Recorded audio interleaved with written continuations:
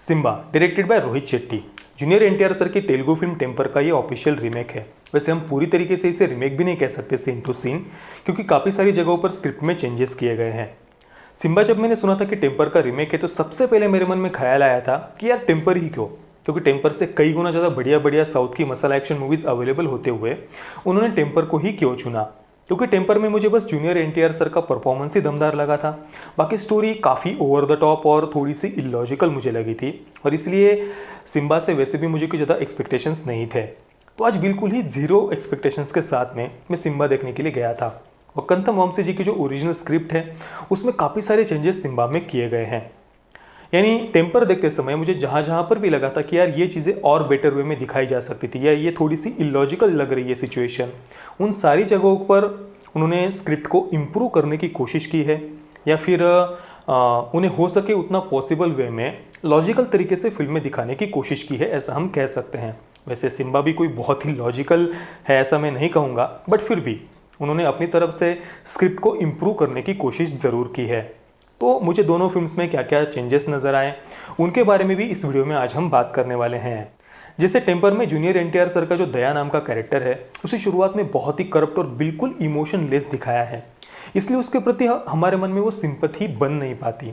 But Simba में रणवीर सिंह का जो पात्र है वो करप्ट तो होता है, पर उसकी पॉजिटिव साइड भी फिल्म में हमें दिखाई गई है। जैसे कि जब ओरिजिनल फिल्म में यानी टेम्पर में एक महिला अपनी बेटी के खोने की रिपोर्ट लिखवाने आती है पुलिस स्टेशन में, तो वहाँ पर दया बहुत ही गुस्से में और रूडली उनके साथ में बात करता है।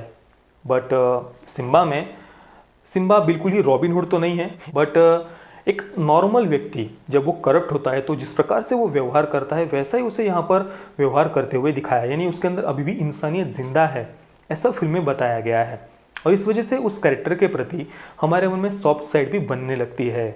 इसके अलावा ओरिजिनल फिल्म में दया और विलेन वॉल्टर वासु यानी प्रकाश राज, इन दोनों के बीच का जो रिलेशन है वो उतना यकीन करने लायक हमें नहीं लगता और उसको ज़्यादा ही फनी टच दिया गया है। लेकिन यहाँ पर सिम्बा में रणवीर सिंह और सोनू सूद यानी दुर्वा रानडे, इन दोनों के बीच का रिलेशन बिल्कुल वैसे ही हमें लगता है जैसे एक आम करप्ट कॉप और विलन के बीच का होता है। इसके बाद सिम्बा और शगुन, इन दोनों की जो लव स्टोरी है वो भी मुझे सिम्बा में ज़्यादा पसंद आई, क्योंकि टेम्पर में दया शन्वी का जो मंगेतर होता है वेनेला किशोर, उसे धोखा देकर फिर शन्वी को इम्प्रेस करने की कोशिश करता है।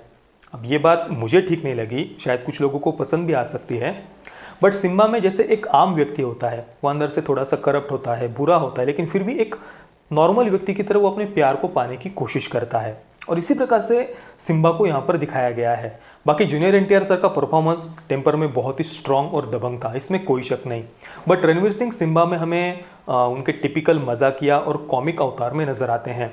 इसके अलावा पोसानी कृष्णन मुरली, जिन्होंने ईमानदार पुलिस इंस्पेक्टर का रोल प्ले किया था टेम्पर में, उनका रोल सिम्बा में आशुतोष राणा जी प्ले कर रहे हैं, और दोनों का ही परफॉर्मेंस मुझे पसंद आया। आशुतोष राणा जी के बाद में सिद्धार्थ जाधव का परफॉर्मेंस मुझे फिल्म में सबसे ज़्यादा पसंद आया। इंस्पेक्टर तावड़े का रोल उन्होंने प्ले किया है, और हालांकि उन्हें स्क्रीन टाइम तो बहुत कम दिया है, बट जितने भी पार्ट में वो हमें नजर आते हैं हमें हंसाते भी हैं और साथ में ही इमोशनल भी करते हैं।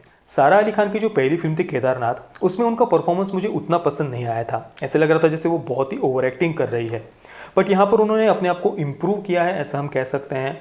वैसे उनको कोई ज़्यादा स्क्रीन टाइम तो नहीं मिला था, बट फिर भी उनका परफॉर्मेंस हमें निराश नहीं करता है। वैसे भी वो स्टार किड है, ज़्यादा तो हम कुछ बोल नहीं सकते, और बोलने के सिवा हम और कर भी क्या सकते हैं। रेप जैसे एक बहुत ही गंभीर विषय पर भी फिल्म में खास करके फोकस किया गया है। ओरिजिनल फिल्म में भी रेप का सब्जेक्ट तो था, बट यहाँ पर इस विषय को उठाकर एक बहुत ही स्ट्रॉन्ग मैसेज देने की कोशिश की गई है। इसके बाद फिल्म का जो सबसे बेस्ट पार्ट है वो है अजय देवगन जी का कैमियो।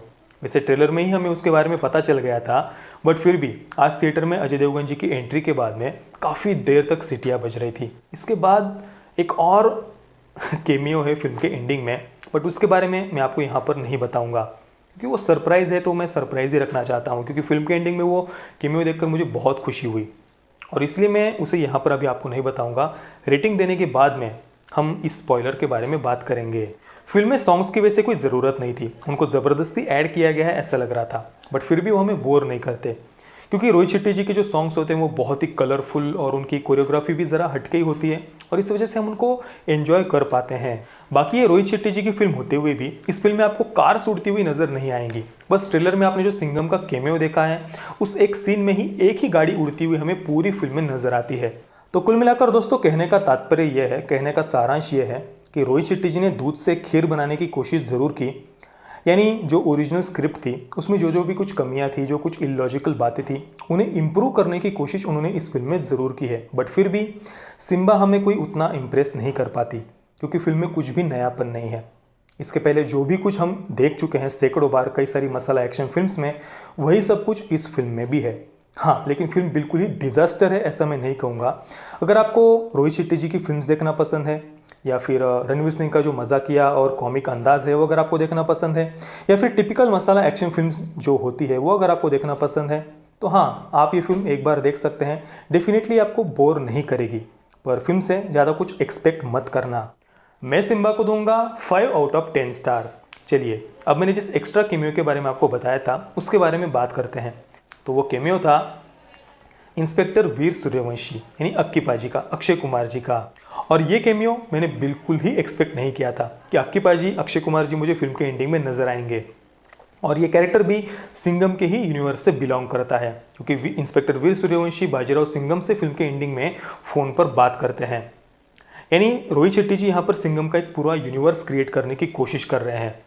सिम्बा भी उसका एक पार्ट है। सिम्बा सिंघम की ही एक स्पिन ऑफ फिल्म है, और अगले साल यानी 2019 में सूर्यवंशी ये फिल्म हमें देखने को मिलने वाली है, जो सिंघम के ही यूनिवर्स से बिलोंग करती है। फिल्म के एंडिंग में लिखा हुआ था सूर्यवंशी टेकिंग चार्ज इन 2019। अगले साल ये फिल्म हमें देखने को मिलेगी, और मैं सच में बहुत ही ज़्यादा एक्साइटेड हूँ इस फिल्म को देखने के लिए, और उम्मीद करता हूँ कि सिम्बा से ज़्यादा वो फिल्म एंटरटेनिंग होगी।